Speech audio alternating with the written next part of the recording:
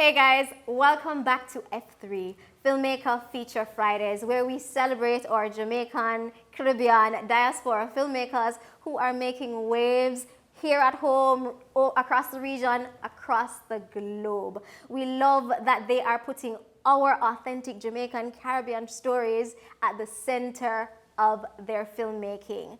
And I'm super excited to introduce today's guest, writer, director, Kurt Wright. Welcome to the show, Kurt. Thanks for having me, Natasha.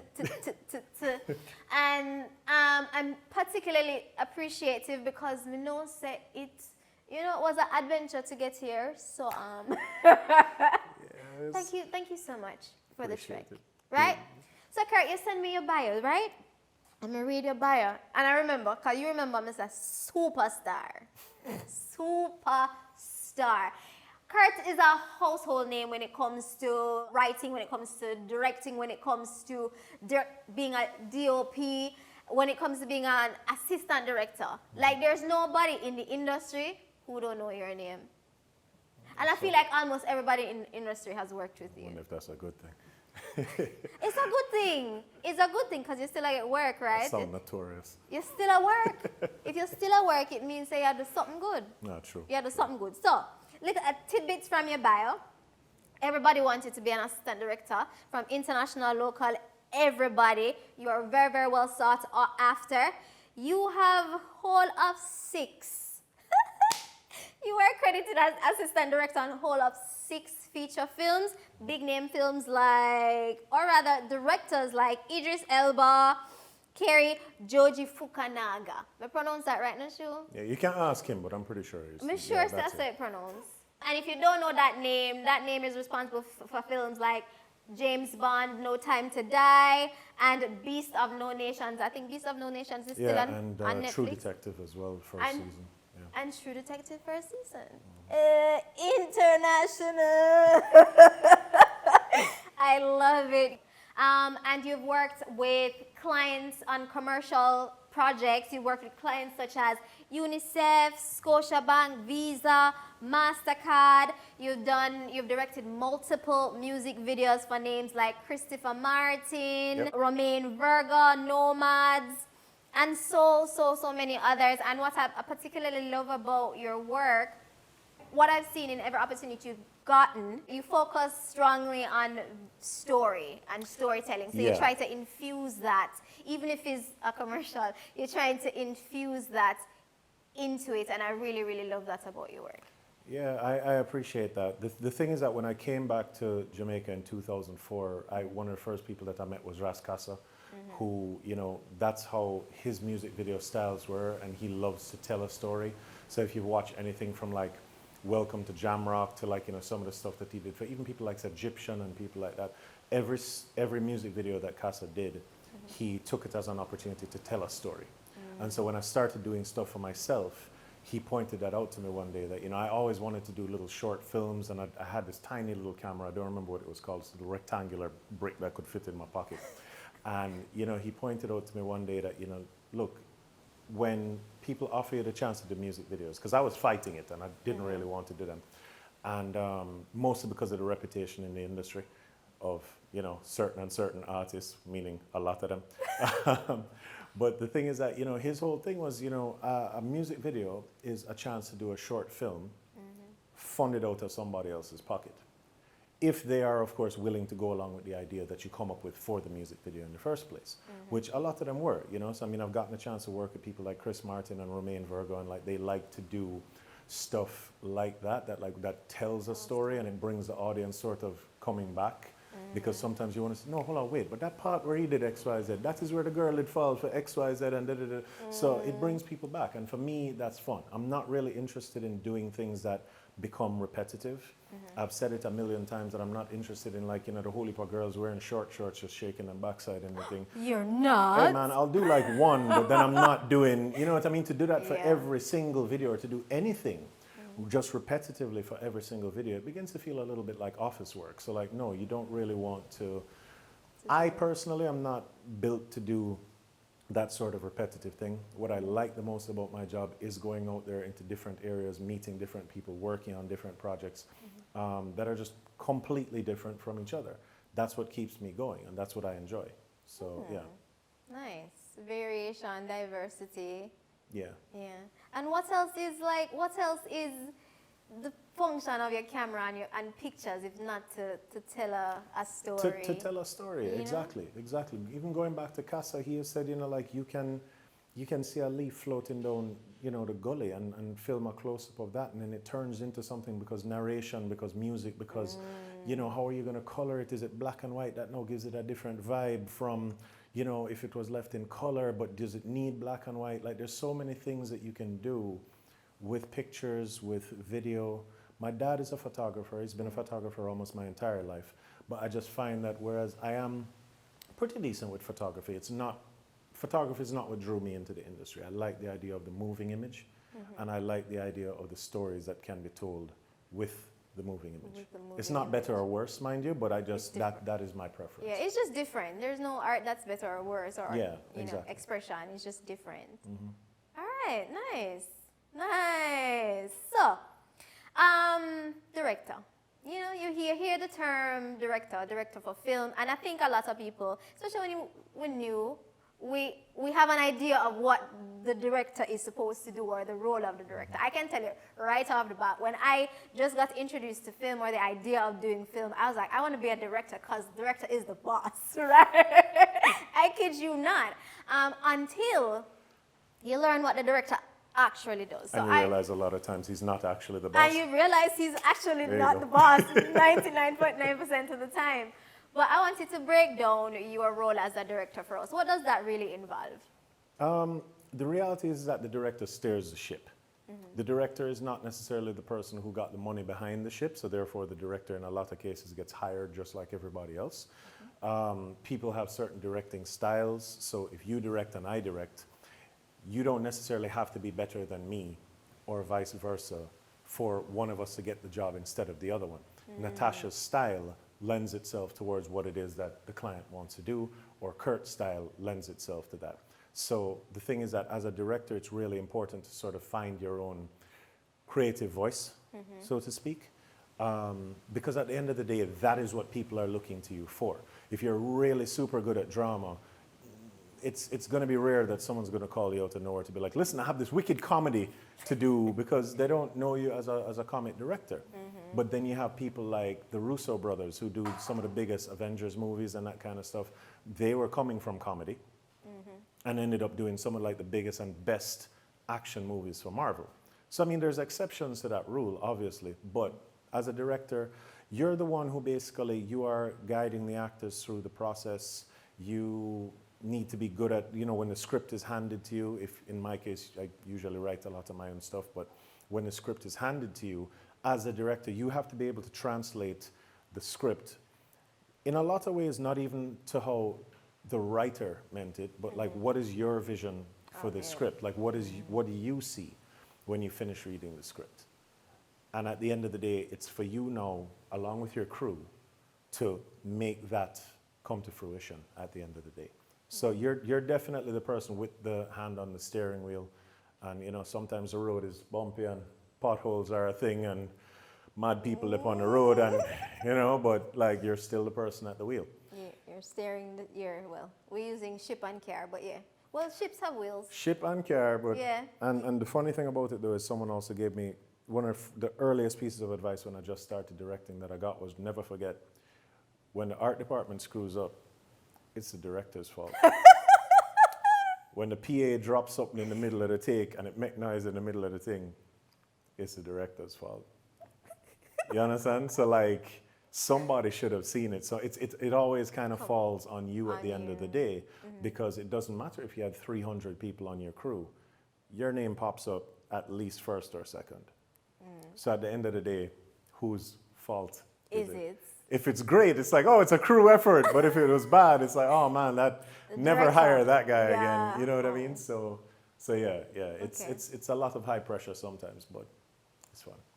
I enjoy what I do. Okay, high pressure is fun, guys. All right, so now we're going to move into Act 2 of our show. I'm going to give you the option to choose a shot. You can choose either medium, close, wide, Dutch. And each shot is associated with a question. You can answer all of the questions. You're just deciding which ones you Close, answer. medium, wide, Dutch. Dutch. Okay. Yeah, close, medium, wide, Dutch. Okay. Ready? Sure. Which one would you like first? Medium. Medium. All right. You don't want to get too close. All right. That's fine. I'm picking up on what you're doing. Okay. Cool. So, somebody calls you, they're hiring you as a director. Yeah. Walk us through your process for that particular project. What sort of project? Commercial, film? Let's say it's a narrative film project. Okay. Yeah. If they've written it, first thing I need is a script. Obviously, you take a read through the script and you decide whether it's something that you're interested in, whether you feel like this is something that is up your alley in the first place. Because if it's not, there's no point in doing it.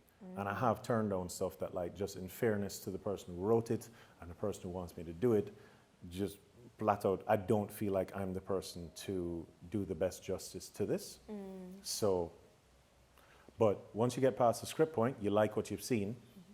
From there, move on into things like, let's just say that you get the job, you take it, and you're moving into stuff. Location scouting, casting, especially casting. Casting's super important. Rehearsals for me is a very, very important part of things. What I like to do with a lot of the short films and stuff that I've done is we'll carry the actors into a studio space. We'll put certain things down. Listen, this is the dinner table. That's where the stove is. That's where the fridge is, X, Y, Z. So when you run through the scene, you can leave the actors to make decisions like, well, when I do this, I want to go to the fridge for something. Kurt said there's a window over there in the actual house, so maybe I want to go over to the window and go stare out the window while somebody's cussing me off. You know, that sort of thing. So rehearsals are super important. Hiring crew. You know, it's funny because people talk a lot about, in Jamaica and overseas, they talk about gatekeepers and they talk about, you know, people having their own little cliques and stuff. But the reality is that even here, you'll be sitting here on your show. You have 1, 2, 3 people behind camera. If these people are doing a good job, 2 months from now, you're still doing this show. Maybe you might bring in somebody else to do something else, maybe split some of the labor. But why would you let go of 1, 2, or 3 unless somebody drops the ball? You know what I mean? So the reality is that when you find that crew and you realize that there's a sort of a synergy, and for me personally, a lot of the people I work with are like, you know, we use the term film family in Jamaica so much just because of the fact that the industry is so small. So the thing is that, yeah, the crew is important and people that you can depend on. I like to be able to go, say your art department, this is what I need, and I can walk away. And I don't have to look over my shoulder or make sure that I know that I can trust you to do your job and do it in the way that you also know that I need it done, because we've had that sort of synergy together. Synergy, yeah. And then once all of that is done, sure, yeah, you get into actual production, go ahead, you get the thing done. Production is usually my absolute favorite part of the process. And then you get into post-production, which is probably everyone's least favorite part of the process. You know, sitting down, looking through hours and hours and hours of footage. You're doing a music video and you hear something like, you know, I love you, girl. I love you, girl. I love you, girl. I love you, girl. And you know, you're stuck in the edit going, not there, put it 2 more frames, 1 frame back. It's not my favorite part. But then you get to see the work at the end of the day, be it on TV, in a cinema. You know, you just catch somebody watching it on their phone and you kind of, I never end up telling anybody like I did that, but I love seeing the reactions, good or bad, from people at the end of the day towards my work. Because if it's a bad reaction, I learn from that. If it's a good reaction, well, job well done, do that better next time. Job well done, do that better next time. Yeah, because you always want to grow. As a creative, you always want to grow. So nothing's ever necessarily good enough for me, and I've never done something that I looked at it and went, that's perfect. I'm just going to, you know what I mean? No. I don't think any creative, like true creative, ever gets to that stage. Steven Spielberg says he's still learning. So at the end of the day, it's like, for me, the day that I heard that quote, the reality is that for me, that killed any sort of ego for me on set. I'm not into egos on set, because you can't tell me nothing if Spielberg is still learning. You know what I mean? Yes. Like we are all. Spielberg's been doing this. Exactly. We are all in the same position. So I don't like egos on set, because none of us are really bigger than anybody else. Okay. I heard you say that production is your favorite part of the process as a director. Yeah. I mean, I feel like it's obvious why, but why? I love being in the trenches, man. I love being in the trenches, and it's like, it's just my favorite thing to do. And when I get hired for international productions, I'm usually the assistant director who deals with the crowds, especially. And the more that I've done that, is the more the crowds have come to recognize me, is the more that I recognize, you know, there's certain like troublemakers, and I mean that in a good way. Good way, yeah. In the crowd, you know, the people who are really good, the people who will help you out, the people who you put closer to camera, that sort of thing. It's really just my favorite thing to do. And you know, I've said it a couple of times, and I've had international directors like look at me like, what? I would rather have 300 people in front of me sometimes and have to deal with that than be the person directing. Wow. It doesn't mean I want to spend my whole life as an AD. It doesn't mean that I don't enjoy directing my own stuff. But there's something about just being... My mother last year bought me a shirt that just says man of the masses, which I just find hilarious. But it was specifically because of what I do for a living, because she saw me one day on set directing like 150 people, and she was just like, okay, yeah, sure, let's... I think the first time I experienced you in the capacity of AD for a mass was when I was on Black Cake, and I thought you handled that masterfully. And, So you've heard my outdoor voice. I know your outdoor. I know your outdoor voice very, very, very well, and you handled that very masterfully. And I remember admiring just how well you were executing that role. I and how appreciate comfortable that. you were. I appreciate that, but I do have to say though that like one of the things that goes into it is the fact that I enjoy my job. I think if I did not enjoy my job as much, I wouldn't do it as well. And a big part of it is also having to do with just keeping the extras in a good mood as well. The selfish aspect of it as well though, to tell you the truth, is that being the third AD, especially for the crowd, it puts you within range of the director to sometimes just hear little conversations, little bits of advice that he will give to the actors or she will give to the actors, and you take that in as a sponge yourself. So that when you're doing your own productions, that's always been my take on it. Because the 300 people for me is still a mental vacation, as opposed to carrying the weight of that ship. Again, if art department messes up, it's not the third AD's problem. Yeah. You know what I mean? It's the director who gets the blame. So, you know, it is what it is. What do you want to go next? Close, Dutch, wide? Messenger, wide. Wide. I think I understand the rules. Oh my gosh, of this. right. We need to, all right, you know Wide. what? Wide. So, JSDI has come on stream. Boy. And for those of you who don't know what that is the Jamaica Screen Development Initiative. It means money to make films. A film fund that eons ago filmmakers have been trying to get on stream. Yeah. Now it is on stream. The deadline, applications are open. The deadline is the 28th of April. April, yeah. So yeah, what are your thoughts around the JSDI? What are your hopes? What are your expectations? How does this change, shift anything? Honestly, my hopes and expectations for stuff like that is more having to do with consistency. I think it's fantastic that it has happened. I think that it's going to potentially create a shift in the Jamaican industry, which is very badly needed. But at the same time, if the government does not keep it consistent, and if it is not actually an annual thing or a biannual, if it does not happen when it is supposed to happen, there's very little point in it. It means that somebody or a couple somebodies are going to benefit from it this year, which is fantastic, and I'm happy for them. But now you've created something, and you've created a momentum, and you've created a momentum that is very badly needed. But if it doesn't happen again the next year for whatever reason, that momentum now stalls out, and it's very easy in the film industry to end up back at square one.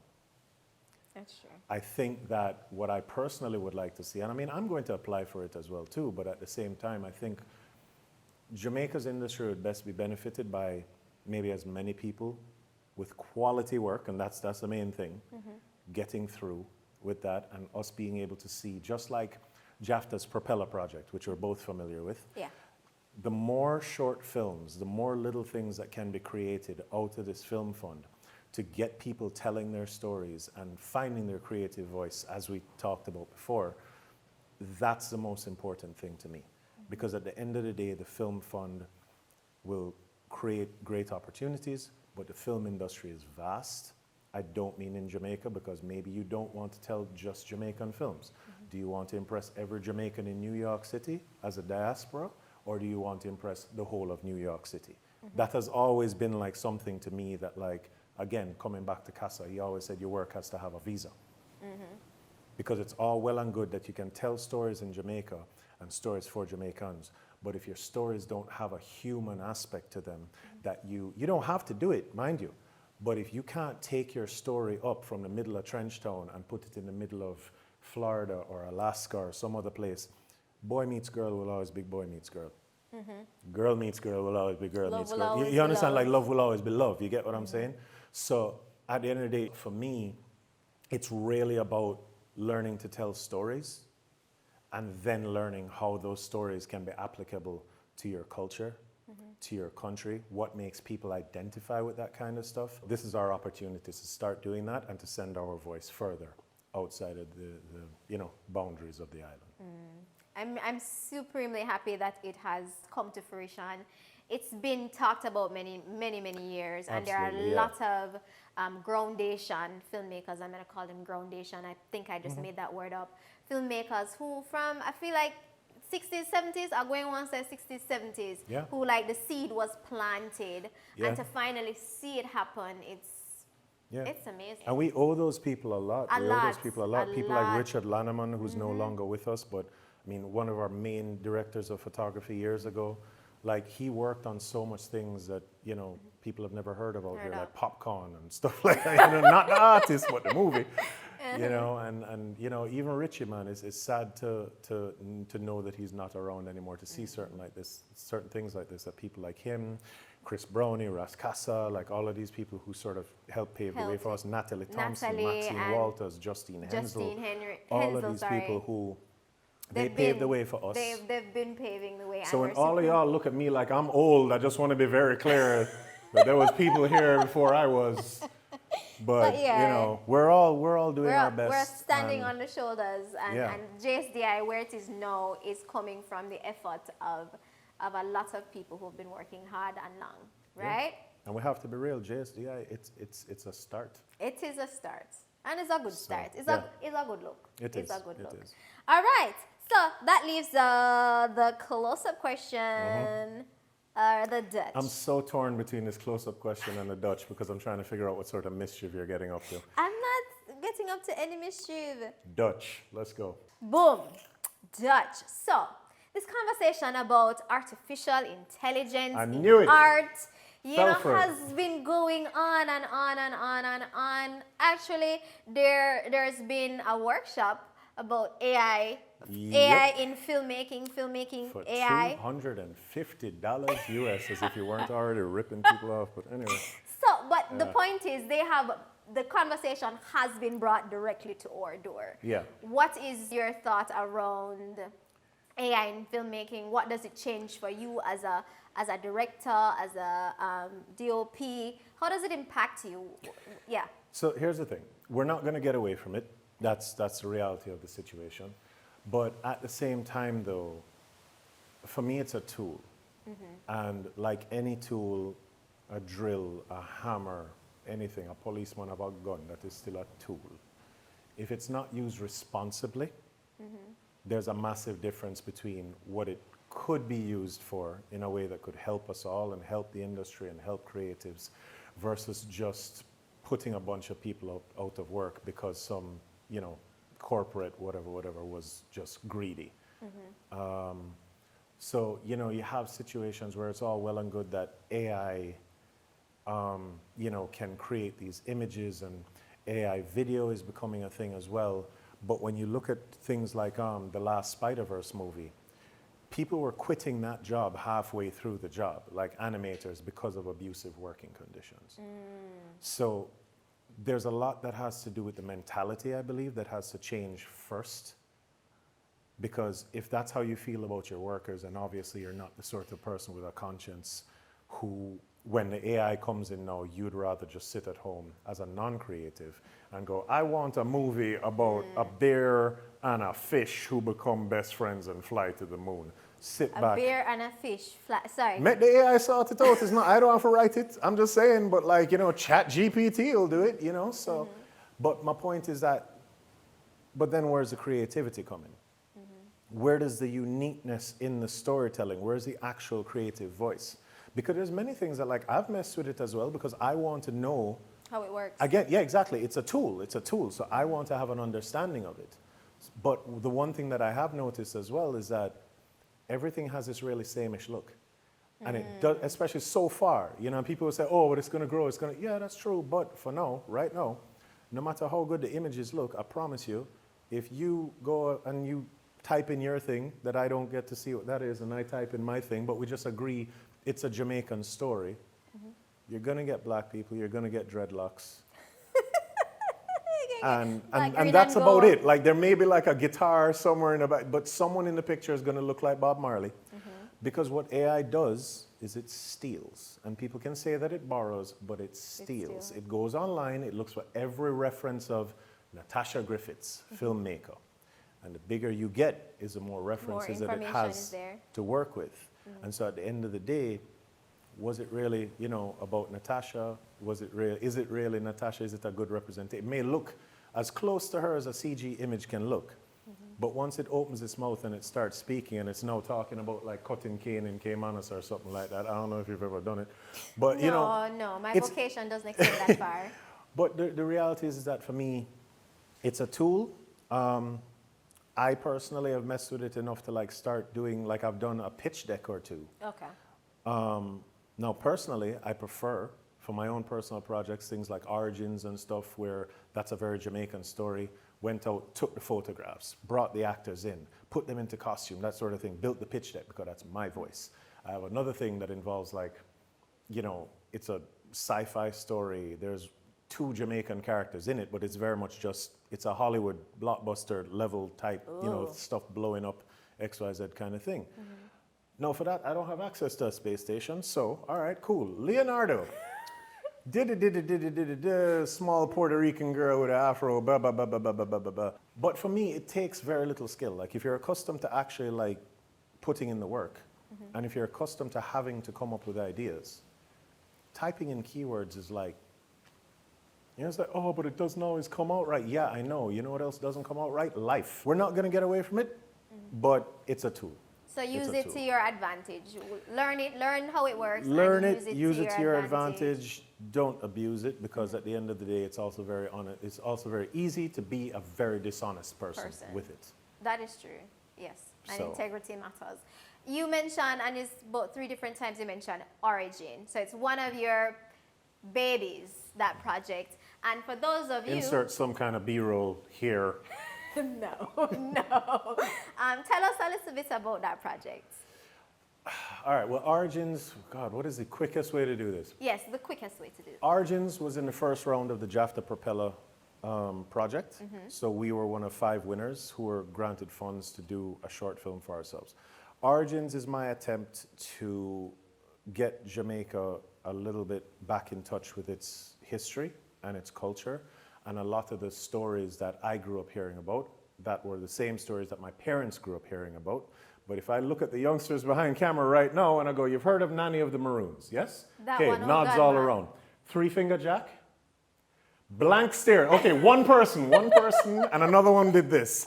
She just looked down at her iPad and started Googling, who the heck is 3-finger Jack? So that's my point. Characters like Anansi, characters like River Muma and the John Canoe, and all of those characters are a really, really rich part of what makes us Jamaican. And I just find it really unfortunate that I feel like our culture is dying. So Origin is a part of your effort to kind of revive a cultural awareness. It's a historic, like, fantasy story that involves time travel and just a whole bunch of our, you know, historical and mythological figures just brought together into a new adventure, but also in a way that appeals to a modern audience in the first place. So, and again, that's the point. Overseas, not just here in Jamaica. God bless you, TVJ. But I don't want it just on TV. But like you say, once it's a fundamentally human experience, it doesn't matter where you screen it. Exactly. Yeah. Exactly. And close-up question, we're going to make it quick. What is the moment, and you have to be quick with this one, what is the moment, if you can remember, that made you go, I want to make movies? I was taking a class for interdisciplinary studies in college, and my film teacher, who was only in for the day, Bruce Bayek. He came to work, introduced himself, handed us cameras. He said, go outside and shoot anything you want. And we all went, cool, sweet, grab the cameras. And as we hit the door, he said, before you come back in, you have to be able to explain what you shot and why you shot it. And that triggered something in me. Because before that, I had done photography, I didn't necessarily see, I thought film was something that white people from the States and Europe did, just realistically, just end the story. I didn't see it as a Jamaican thing, despite all the harder day comes and, whatever else, Countryman and them thing there. It wasn't something I'd familiarized myself with before I left. That moment of just having someone go, what story do you want to tell? You're free to tell any story you want, go. That changed my trajectory in life. So Bruce Bayek, if you ever see this, I've never seen you again, but big up yourself. Thank you very much. What story would you like to tell? And that's a perfect segue into the next thing we're gonna do. It is time for our Filmmaker Feature Fridays Filmmaker Challenge. You and I are gonna take a little trip outside with our cell phones. And we're gonna take about 10 minutes. We're gonna take some footage. If you have a story in mind, cool. If not, then cool. Doesn't matter. You're gonna take some footage. At the end of the 10 minutes, we're gonna swap footage. And you're gonna edit my footage down to a 1-minute film. And I'm going to edit your footage down to a 1-minute film. Is there a limit on the footage? Well, considering say it's a 1-minute film, there should be a limit. I just want to make sure there's no cheating involved here, because if you give me 20 minutes of footage. No. Okay.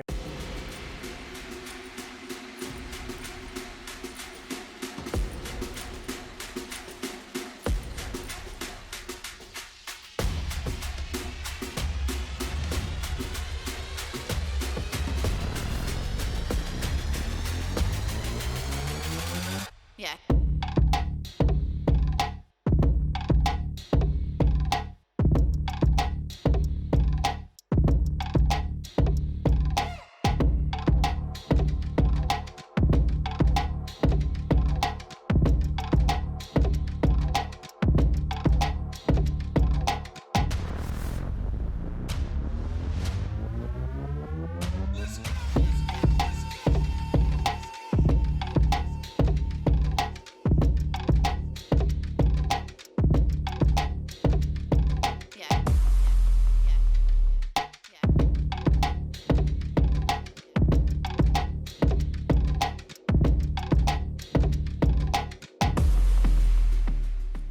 I see like a very, very clear story. See, okay, there you go. I know. Right. You guys are the same about the footage I took. Listen, man, I did what I did, so. This is boss carrot. You'll thank me for this part. That's nice. Like, I'm getting something from it. I don't know if it's what you were planning when you shot. I don't know what you're getting. But I'm, okay, yeah. All right, you lost me. All right. This is going to be a fun challenge. That's the last shot.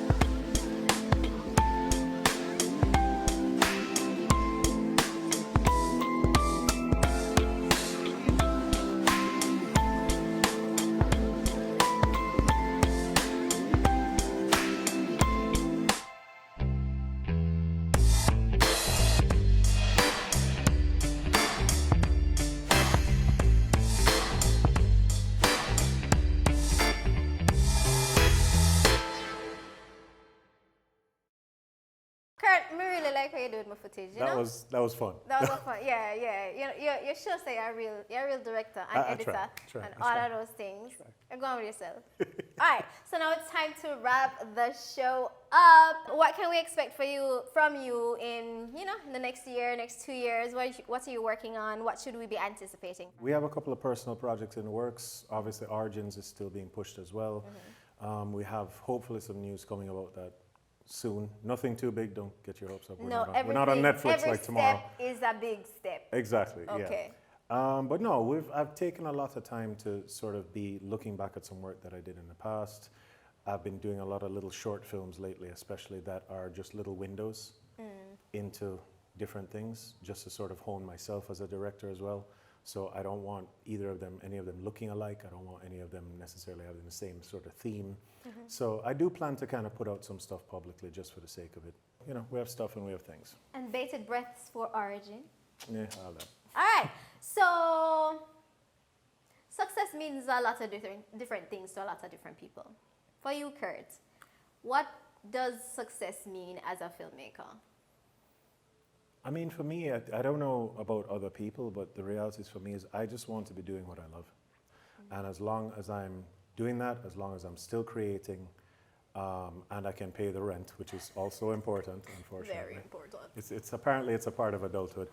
But no, as long as I'm still in the industry doing what it is that I want to do, and I'm able to create, and I'm able to create things that I want to from time to time, as well as helping other people with their projects, I'm good. All right, so as long as you're doing what you love to do and it pays, and sometimes more than pays the bills, then that is success for you.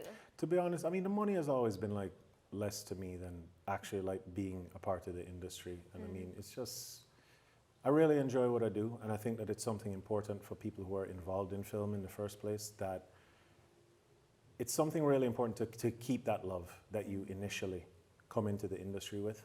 Even sitting down here and watching just how eagerly these guys are running about setting up stuff and everything, it reminded me of how I feel like I used to be. And it doesn't mean that I'm not like that anymore, but the longer you stay in the industry, I feel like sometimes you may have a tendency to get a little bit jaded. It is not an easy industry to be in, to stay in, to be successful in. So, you really do have to take a stock sometimes, take a step back, and just remind yourself of why you did this in the first place. So, thank you for, actually enjoying what you're doing in the meantime. Thank you. Love what you do. Love what you do. Yeah, and then you'll be successful. What word of advice or words of advice, piece of advice would you give to an up-and-coming filmmaker? When you're just starting off, look around the industry. Feel your way around, because there's so many different aspects to filmmaking. And, a lot of times people come to me. I was having a conversation just the other night. Somebody said to me that they'd love to, be on set and work with me and this, and I said, well, what do you want to do? And they said, anything.